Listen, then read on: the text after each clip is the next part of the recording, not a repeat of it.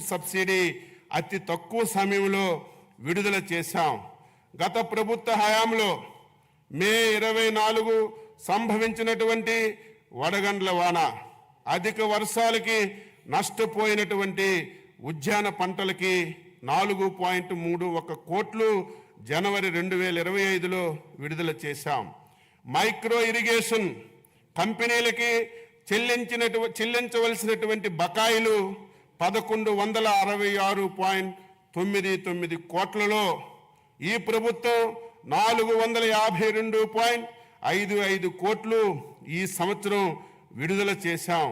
Palm oil రైతులకు కంపెనీలకు చెల్లించవలసినటువంటి బకాయిలు 238.9 కోట్లలో 29.42 కోట్లు విడుదల చేశాం.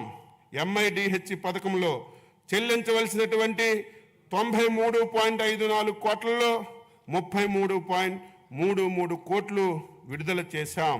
స్వర్ణాంధ్ర 2047 కింద అధిక జీవీవే సమకూర్చే 11 ఉద్యానవన పంటలను క్లస్టర్ విధానంలో ప్రోత్సహించుటకు ప్రణాళిక చేశాం.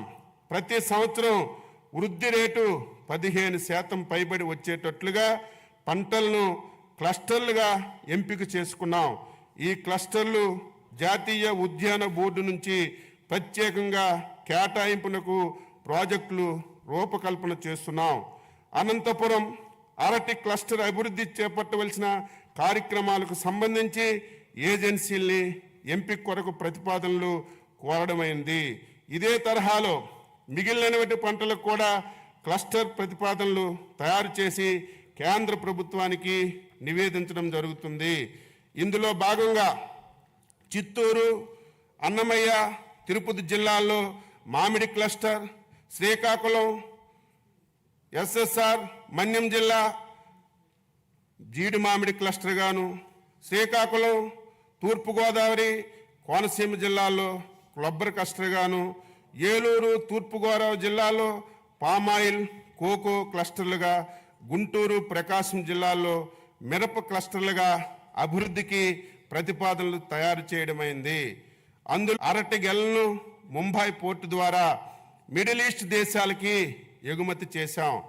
కుప్పం సెంటర్ ఆఫ్ ఎక్సలెన్సీ ద్వారా 3,36,500 కూరగాయ మొక్కలను ఉత్పత్తి చేసి రైతులకి అందుబాటులో ఉంచాం.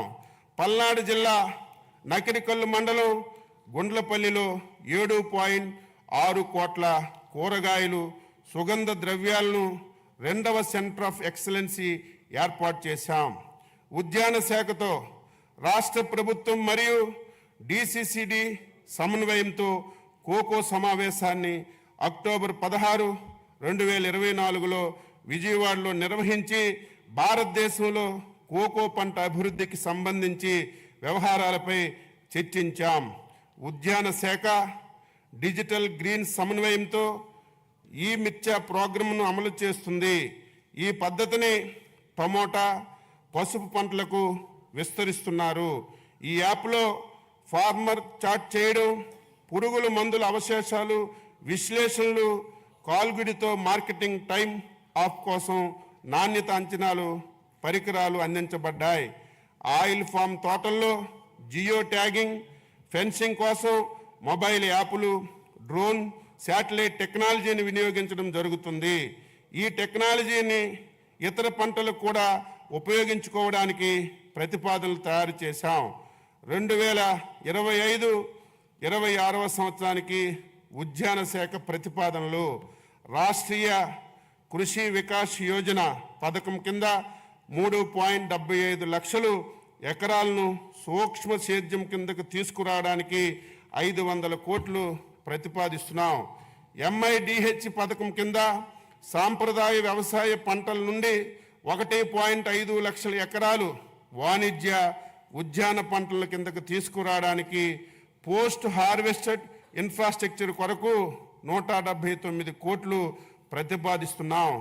National mission of edible oils oil palm పథకం ద్వారా 78,800 ఎకరాల్లో పామాయిల్ తోట సాగుకు 179 కోట్లు ప్రతిపాదిస్తున్నాం. ఆగ్రో ఫారెస్ట్రీ కింద నాణ్యమైన మొక్కలు పెంచడానికి 15.06 కోట్లు ప్రతిపాదించాం. జాతీయ వెదురు మిషన్ పథకం ద్వారా వెదురు అభివృద్ధికి 2.50 కోట్లు ప్రతిపాదిస్తున్నాం. ఉద్యాన రంగం మన గ్రామ ఆర్థిక వ్యవస్థని బలపరిచేందుకు, పేదరికాన్ని తగ్గించేందుకు, సుస్థిర అభివృద్ధికి సాధించేందుకు ఎంతగానో సహాయపడగలదు. మన భూమిలో పెట్టుబడులు పెట్టడం అంటే మన రాబోయే తర అభివృద్ధికి పెట్టుబడి పెట్టడమే అన్న ముఖ్యమంత్రి గారికి ఆలోచనలకు అనుగుణంగా ఉద్యాన శాఖ బడ్జెట్ని రూపకల్పన చేశాం. 2025-26 సంవత్సరానికి ఉద్యానవన శాఖకి 930.88 కోట్లు బడ్జెట్లో ప్రతిపాదించాం. పట్టు పరిశ్రమ శాఖ దేశంలో సాంప్రదాయ పట్టు పరిశ్రమను చేపట్టే కొన్ని రాష్ట్రాల్లో ఆంధ్రప్రదేశ్ ఒకటి. పట్టు ఉత్పత్తిలో దేశంలో మంది 2వ స్థానం కాగా కేంద్ర ప్రభుత్వంచే ఉత్తమ బైవోల్టన్ ఉత్పత్తి చేయు రాష్ట్రం అవార్డు కూడా పొందింది.